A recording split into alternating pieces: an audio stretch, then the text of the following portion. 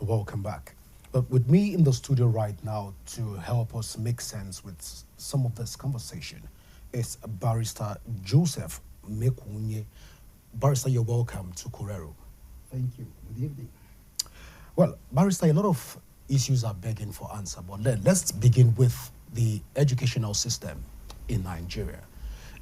It has become like a reoccurring phenomenon and a common decimal factor that cases of alleged forgeries of documents, especially certificates, it has become like a norm for every government administration. We saw it play out in Goodluck Ebele's Jonathan administration.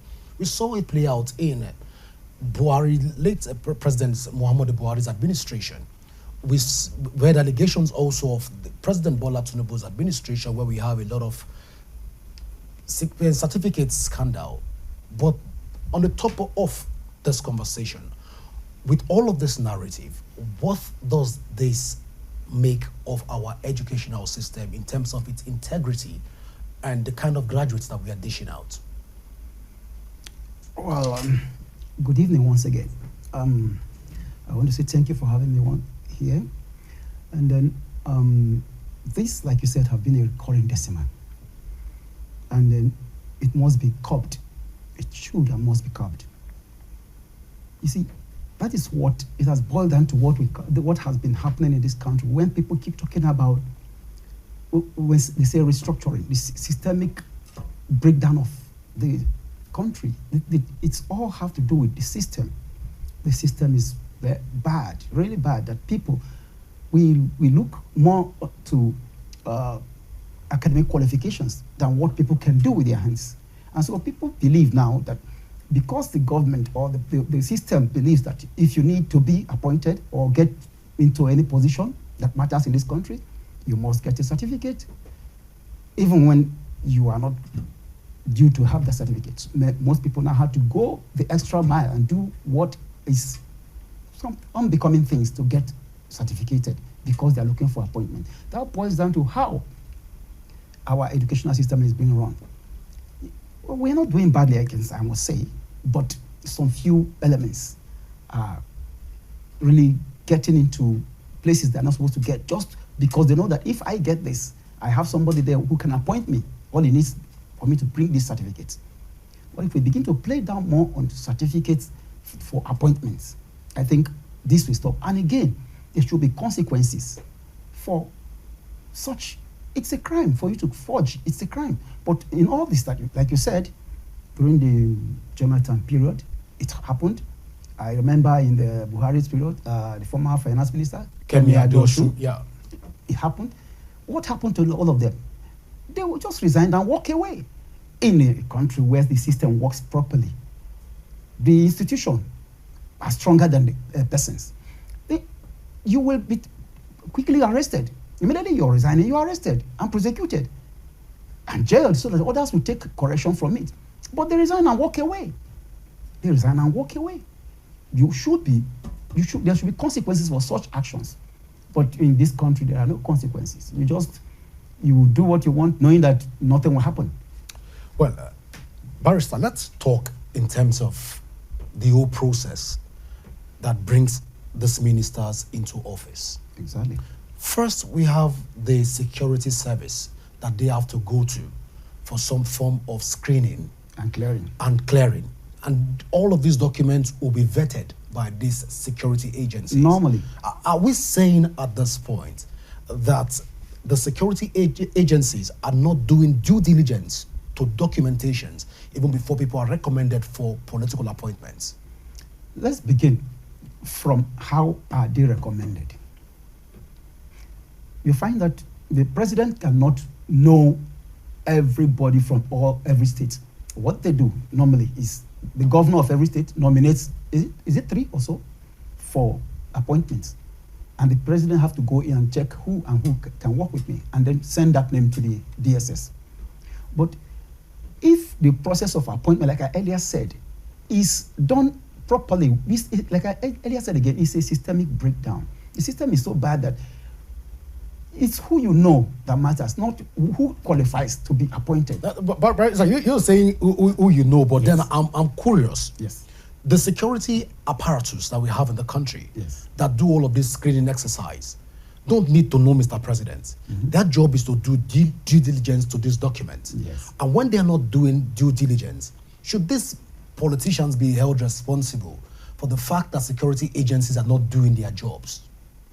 I am saying again that if the security system did not do their job, they should also be held accountable for whoever was assigned to that job on that particular person who, because I mean, he's from Enugu State, right? The man who just is from Enugu State. Yeah. There's a directorate of the department of DSS in Enugu State.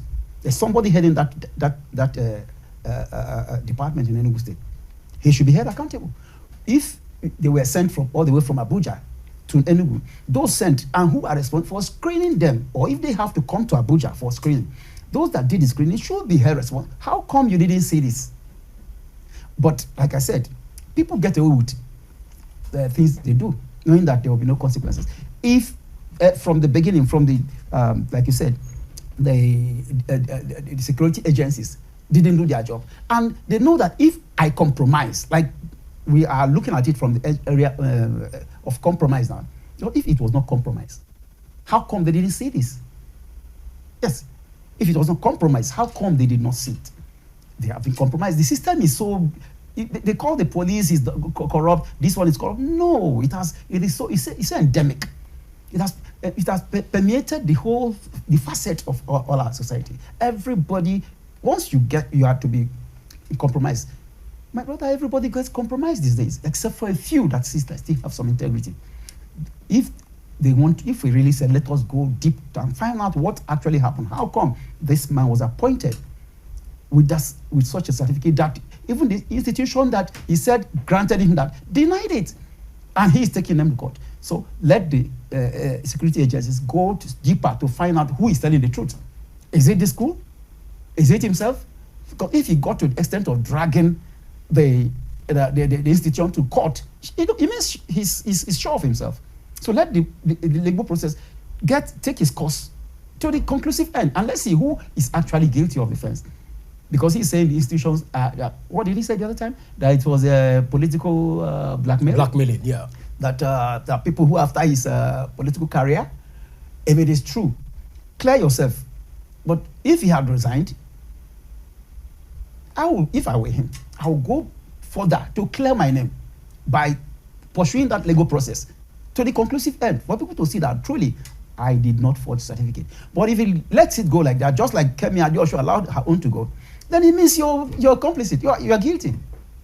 You're guilty. Well, recently, the government is trying to even strengthen its institution that's in charge of vetting documents. Okay. Does this also, speaking to our educational system in Nigeria, does this mean that we have a lot of graduates, alleged graduates, that are walking about the street with NYSC certificates and also degrees and master degrees that never saw the four walls of university? And if this is correct, will the government stance right now, knowing fully well that the government officials have embraced this process, which we've seen play out over the years, as it stands right now, does the government have the sole right, have the integrity to fight certificate forgery in the country? Can the government even fight in this stance? Once again, it's a deep conversation. Who is the government? Who is the government? Let's take it from the angle of the government, of those that are appointed into sensitive positions. From the president. Okay, from the president. The executive, the legislature, the judiciary. These are the government, the three arms of government, right? Yeah. People work in that places. They are elected or appointed. We said that all this have to do with, they're so complicated. People are compromised. I can tell you as we talk now, that if we take deep look into the civil service, a lot of people in the civil service, the certificate they parade are not theirs. In most of these ministries, parastatals, and departments of government, all they do is even while they are there, so let me clarify this. Some enter with the certificate they have, they really got from the schools they said they got.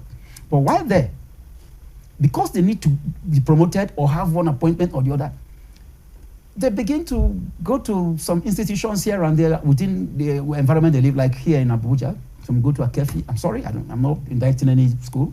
Some go to some schools within. There's so many of them around now. Procure certificates, which they didn't really study for. All these are complicit.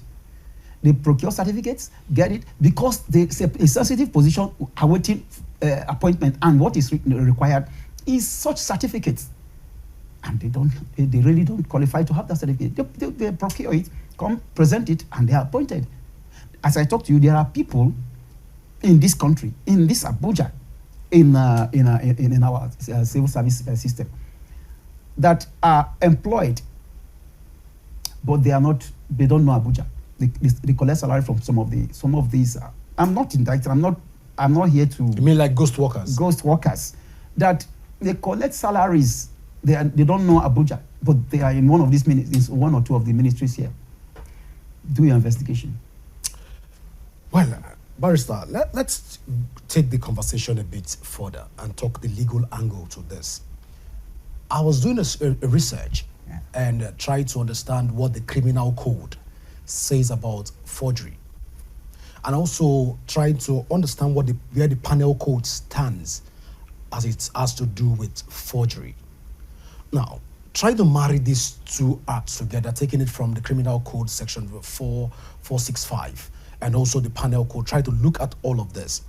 It appears as though these sections in our criminal justice system is silent, and the cases that we have in this regard, lawyers don't tend to pursue these cases in logical conclusion, and that's why we have gotten to where we are right now. Can we say at this point that Nigerian lawyers and barristers, even the members of the Temple of Justice, are also part of the larger systemic failure? Well, I want to get it clearly, because when you say lawyers, legal practitioners are not pursuing the case to logical conclusion, I want to know, was there any time a lawyer is given an assignment to prosecute a criminal matter involving a person, and somehow the lawyer stopped the process at the middle? What I'm trying to say here is that a lawyer is either the Minister of Justice from the ministry are meant to, if they're, like I said earlier, if these people who forge certificates, immediately they are resigning, the law should pick them up. But you have a local standing as a lawyer. Yes. To also act in that capacity, to take up the case. We've seen what play out, like you've mentioned, Kemia Adeosun, even if it's on a pro bono basis. Yeah, I would just go, like this person who just resigned, I as a lawyer will now just go and say, I want to prosecute him. Is that what you're saying? Perhaps. It would have ended the systemic errors no, that we're seeing right now. I don't think because these sections of the Constitution, we've not seen it being this section of the criminal justice system. We've not seen it play out, and we've not seen arrests and prosecution that is even around a logical conclusion. Get it right. All right, please. I don't think the law provides for a lawyer, a private practitioner like myself who has my office somewhere, to just come down as I am now, say, I won't allow this man go like that. Please bring him, I want to prosecute him. I just start the prosecution. Yeah, the government has enough apparatus in the Ministry of Justice to institute a matter on this. The police picks him up, detains him. You are under arrest for forgery. It's not for forgery. That's a criminal offense, which there's a criminal justice system that it has its own cost. Ineffective criminal justice system. Yes. Yeah. And the Ministry of Justice picks it up, and then you are under arrest for forgery.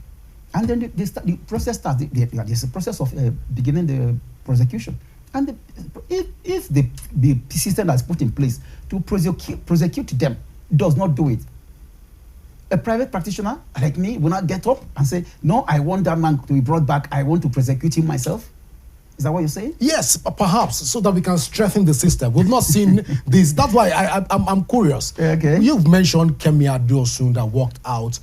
Nothing not just happened. her. There's one other person in Jonathan's administration. Yes, Jonathan administration. We're not even talking. We're talking about the federal level only. We're not even gone to the state level. Even Go to the local government level. Adeleke, when they said it's certificate forgery, and all of them, or Shomole alleged certificate forgery, and these are all. And they officials. Have proven. But it's like finally swept under the carpet. I'm curious at this point. Sweeping it under the carpet is not the challenge. We have the Nigerian Bar Association. Yes. When the federal government fails to act, the Nigerian Bar Association takes it up. At least should live up to its responsibility to ensure that it defends the constitutional rights of Nigeria by taking this case up. But we don't see all of this play out. Can we say at this point again that the Temple of Justice are also a party to this offense, and why the whole criminal justice system is crumbling? You cannot call the NBA as a party to all this kind of thing. They are not a party. A person has committed an offense. And because the NBA, Nigerian Bar Association, is placed, they are statutory person, by law, they are established to exist, and they have their modus operandi. You can now say somebody went forged certificate and the government of the day appoints him based on the certificate, and then it's discovered that he committed an offense of forgery of that certificate with which he was appointed. I am saying that you do not bring in the Nigerian Bar Association or the lawyers into this. There is a process set for, and the process has failed to prosecute. Then what does the Nigerian Bar Association do? Take it over from the government? And you need to know something. There are a lot of complications involved in this, and things that a lot of that are under the carpet that we don't know. You cannot easily, on issues of this nature, on your own. In fact, there are so many issues that private legal practitioners have taken up on their own, issues of this nature, to see if they can attempt getting justice out of it and make some example of them. We know how it ended.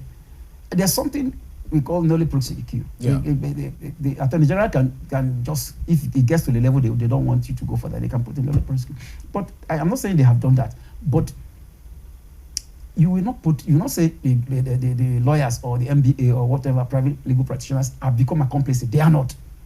That I decided to say, look, we have a system put in place to fight this, and they are collecting salary, they are paid. And when the system is not working, when the system is not carrying out its primary responsibility, we watch. As watchdogs. Mm-hmm. I recall a legal maxim that used to say that Q ipso custodiet ipso custodis, that who watches the watchdog. So as the umpire that tries to observe what the government is doing and tries to help the government. We can only push the hand of the government to go. We've not seen the lawyers in Nigeria try to push the hand of government by way of protest. They do a lot we've not seen lawyers in Nigeria try to even come out to say, hey, this is the complete interpretation of this particular section of the criminal code and the penal code, and as such, the government must stick to it because it is a criminal matter. We get to see lawyers try to shy away with this whole conversation and also toe the government part by staying silent. I guess this is why a lot of these criminal cases are also thriving in the country. Or what do you share my own observation? No, I don't. The lawyers, you're trying to bring the lawyers into it as people who are complicit to this. I don't want to buy that idea. If, like I keep saying, a system is put in place for these things to be taken care of, and the system does not take it up, the lawyers on their own, most times they do. Even private law practitioners I know have taken up some matters of such, to illogical conclusions. They get illogical conclusions, because there are always obstacles placed to make sure you don't. And lawyers cannot even institute claims in court to ensure that these barriers are taken off in order for us to have a balanced society. They do. Okay. Let me give you an instance of what is going on. What's going on right now? A situation where there's a court injunction. The NBA stopped the Nigerian police recently from enforcing the tinted glass permit. And then they are going ahead to do it, and they have gotten the order, serve the Nigerian police. The Nigerian police say they are not seen it, and a court order, a court of competent jurisdiction has given an order in Nigeria. Is it the first time? You know that the agencies that implement, that's supposed to execute this, are the ones that will flout the others. Look at what has happened even then. If today they arrested a court judge, the high court judge of which of the states now, with a tinted permit, even when he said he's the high court judge, they impounded his or her vehicle. So in this kind of situation, a lawyer who has his own personal issues and all that, you see that it's difficult to when the system is, like I keep saying, so bad that from the top somebody gives orders. Don't you try to do something? Okay, let's take the EFCC or the ICPC. Most times before they prosecute any corruption cases, you know what happens? They get clearance to go ahead and do this. They do.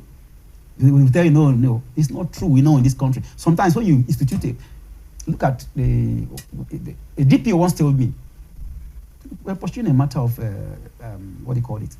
Some people who were kidnapped and all that. We went to SARS and went to going around looking how we get these people released from the den of their captors. Somebody, a very tight up person in government, told me, Barrister, you guys, there's nothing we can do. Look, just go source for money and pay the ransom. That's the country you are. I don't want to be quoted anyway, but I'm saying it on a television station. But it is something that we all know. Let nobody come and say it was Barrister MEKWUNYE that said. We all know. He said, go and pay ransom. There's nothing we can do. You see, they arrest a hardened criminal and keep somewhere. The next thing you get a call from somewhere, say a call from a guy at the top, say you should release that person. Are you not aware these things happen in this country? Hey, talk to me, Godwin. Are you not aware? We all know these things happen. But these are alleged facts. Yeah, alleged. But it happens. Well, we all know we are in Nigeria. These are alleged facts. So, though when these things happen, I cannot approve or disprove that particular fact. I would just. So it does happen. Okay. So in that kind of case, you are pursuing a matter, and there are so much obstacles placed on your way to ensure that you do not succeed in getting such things done. And look, you have your own life to live. You have a lot of things to pursue. Nigeria is a country where everybody is hustling, looking for what to eat and all that. And you leave that, what you have to take care of your kids and family, and begin to pursue the case of a person who forced certificate. That you want to let there be justice in Nigeria, and you want to pursue it. I mean, the Ghanifa enemies of this world and the rest of them, may so rest in peace. Our brother Falana and the rest of them, human rights activists, a lot of them are human rights lawyers. Yeah, they are doing their bit. But in a country like ours, where there are a lot of impediments, obstacles placed on the way, not allow you do what is right, what can you do? What can you do? That is why we are talking about systemic overhaul. I'm doing a book. I'm writing a book. Well, Barrister, before you come to that, your book, and that book is suggesting the way to amend all this. If the principle and theories propounded in that book is practiced, it is very unorthodox. It is unorthodox, but if we apply it, our government officials and those who are elected into government or appointed to positions of authority will sit up. If we practice what I'm trying to enunciate in that book.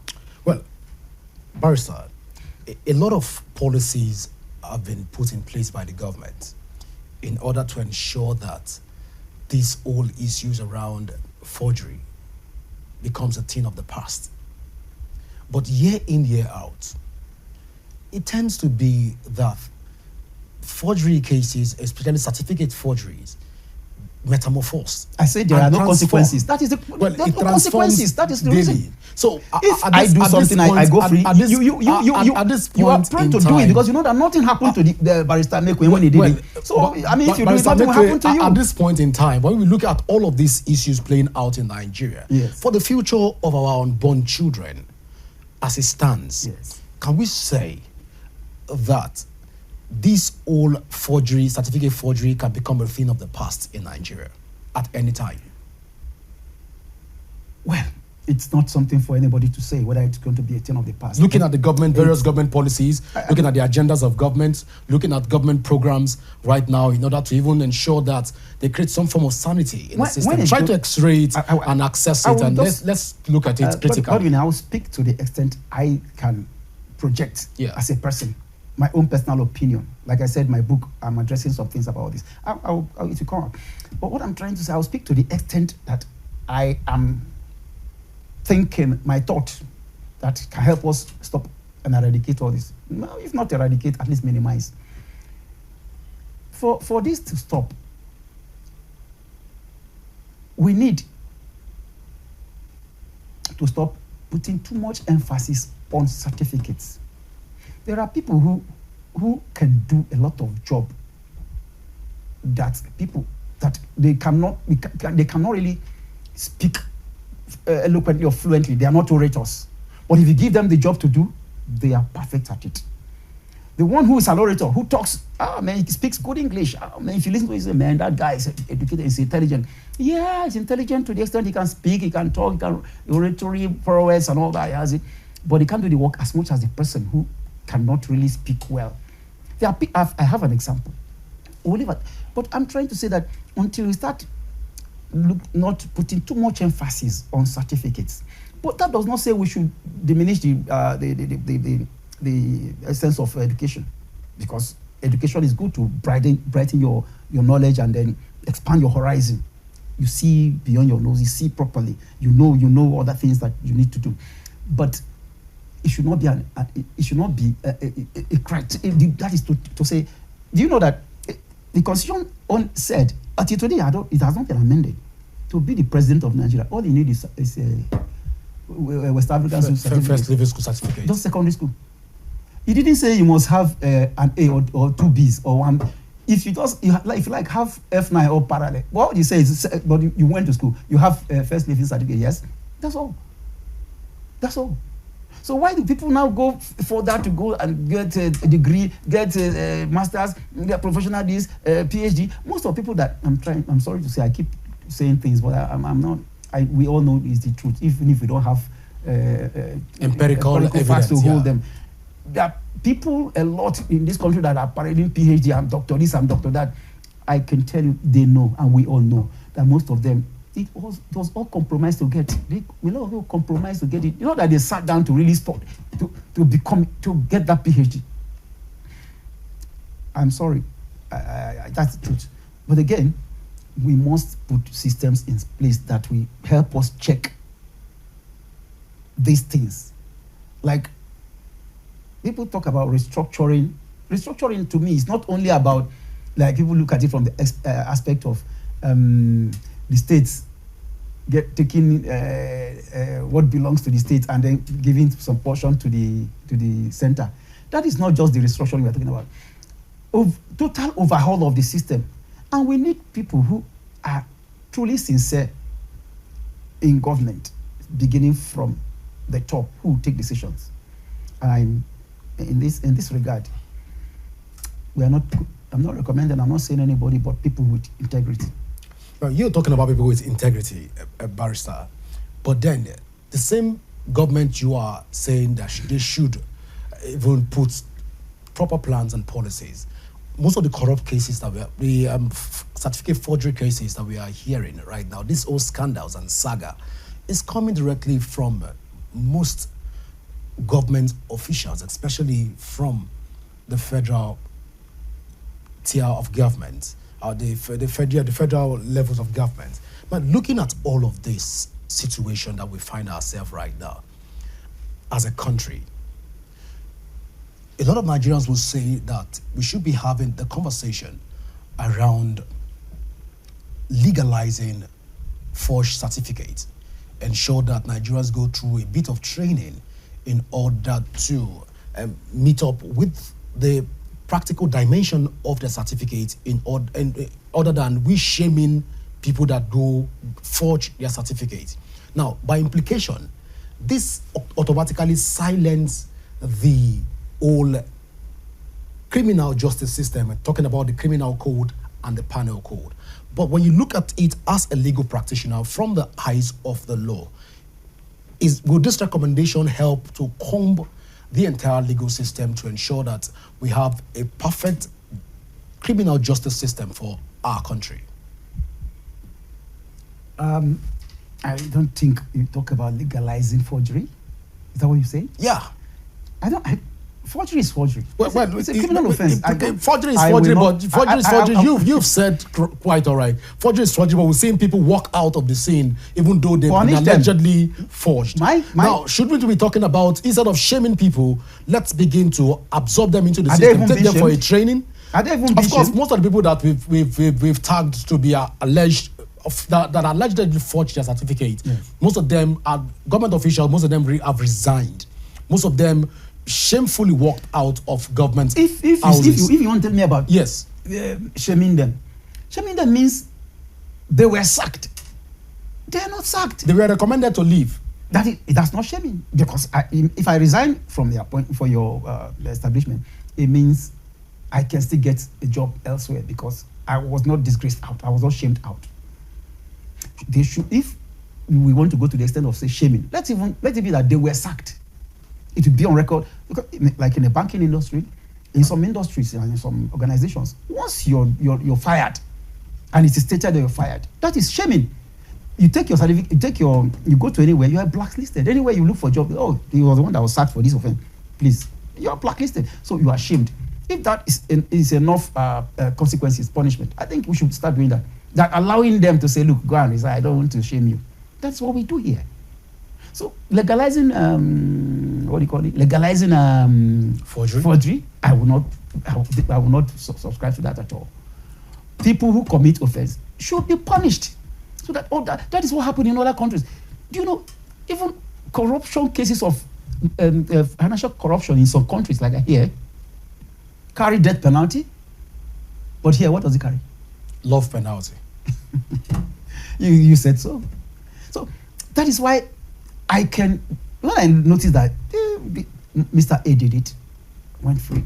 One Governor B did it, he's walking free on the street and he's flouting the wealth. I can see it. We don't want to call names, but we all know recently, and not even since 1999, we see governors that has been named and recommended for president and said that they are the worst, they are corrupt, they are this, they are that.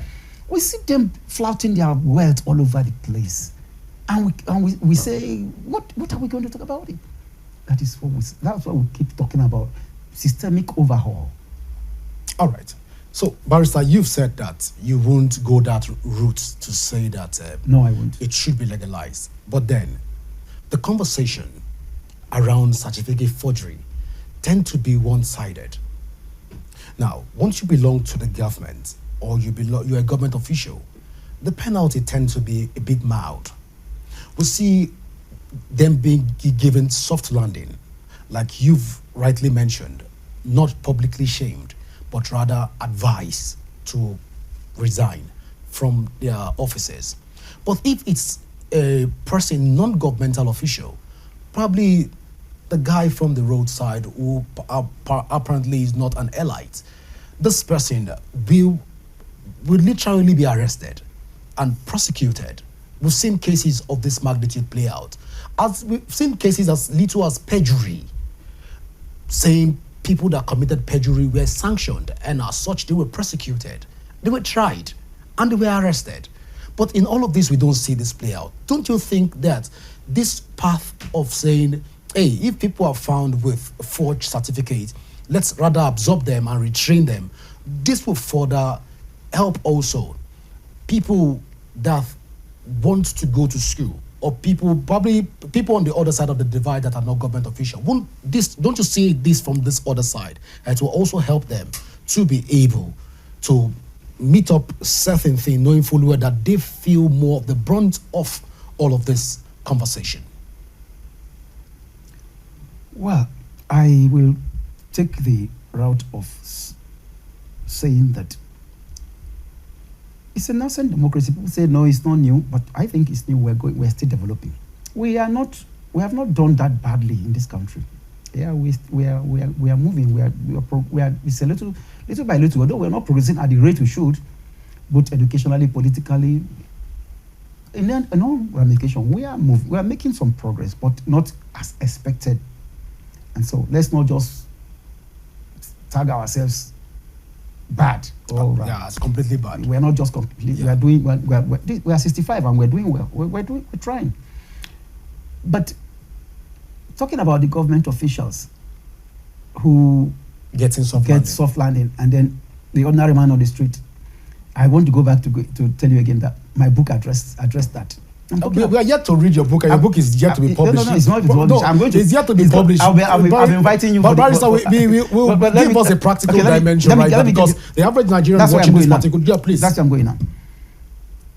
The average, the masses, the downtrodden, they are the ones that suffer all this. Even the bad governance of people who are in government. We all quarrel about they are living large, they are living big, and they say we should tighten our belt. Then they are living large and riding big Prado and all that.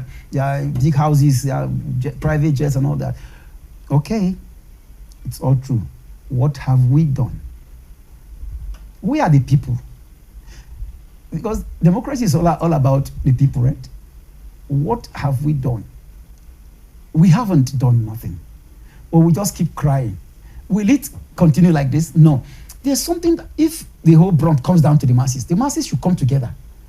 And then stop allowing the less than 1% of the population who are in government to emasculate them using ethnicity and religion.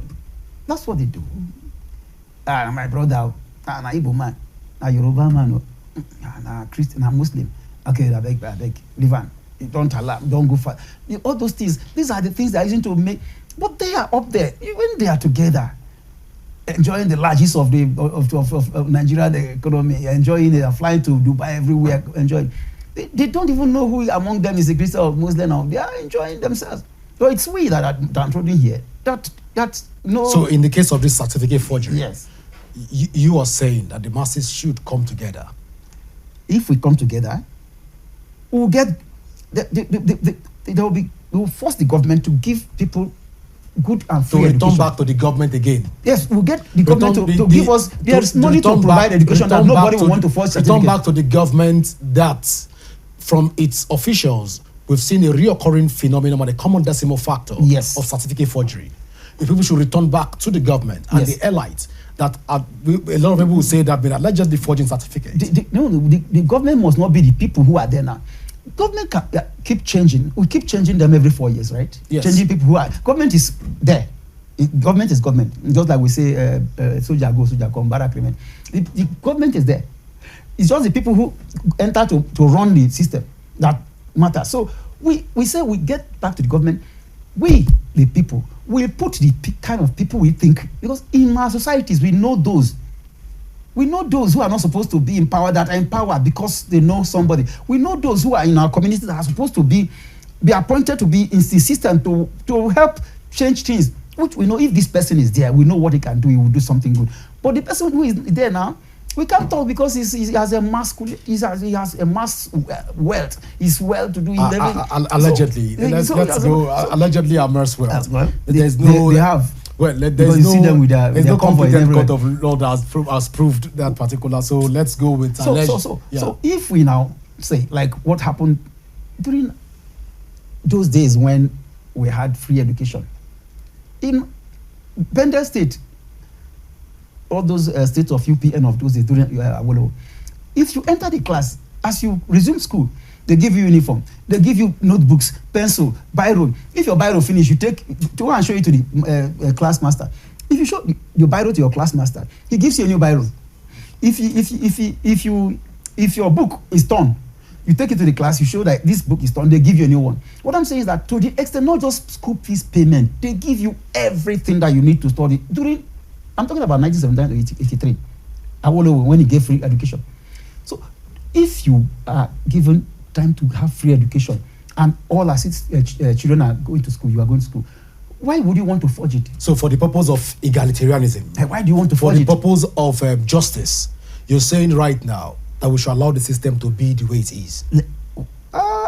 that the system should be the way. Yes, it should. But I keep where saying the elites work freely if certificates are forged, and the masses get punished. No, I have if always said certificates are no. forged. Godwin, I have always said that there should be consequences. They shouldn't be allowed to just go like that. In a resign situation where we are not seeing a practical dimension of those consequences, what should the masses do? It's not something of a day. It's not going to be something of a day that the masses will not come together and begin. Are we going to enter the street to say we are rioting or we are protesting because somebody forged certificates? I mean, you've not even talked about taking your lunch or breakfast. You begin to go into the street to protest as somebody who resigned because it's forged certificate. Who appointed him? Who did not take the time to look at his certificate before appointing him? So these are people. Who are you going to hold responsible? Is it the man or the appointer? Well, that brings me to this question at this point in time. As a country, looking at the various scandals that have tended to greet our certificate issues in the country, is there light at the end of the tunnel for Nigerians' education? Can people outside the country right now trust our educational system to deliver on its own integrity as it stands? If officials of government are found wanting in even certificate forgery scandals, or allegedly found wanting in certificate scandering sagas. Don't forget, these things are one in so many, maybe one, I can say 1 in a million. Nigerian certificate is not that worthless like it's a story we keep hearing every day. It's a recurring thing. How many? I'm saying that let a person who forged certificate not rub off on the educational system of Nigeria that is not good. No. I know a lot of Nigerians who from here, schools that you can't even, maybe they're not the federal schools like ABU, Unilag, big ones that were existing, those ones that they say their names are well known. Schools that are just, they call mushroom schools here, that graduated, had good certificate, they went abroad and they performed so beautifully well. They went abroad to maybe to do masters or so our certificate is not that worthless the way some people attempt to make it look.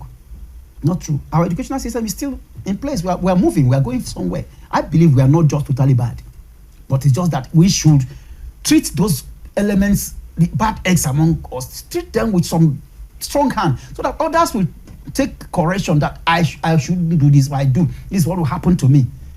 That's what I'm saying. But it doesn't not make our educational system be looked so downtrodden and looking as if nothing is happening. Their school system is bad. No. We are still doing well.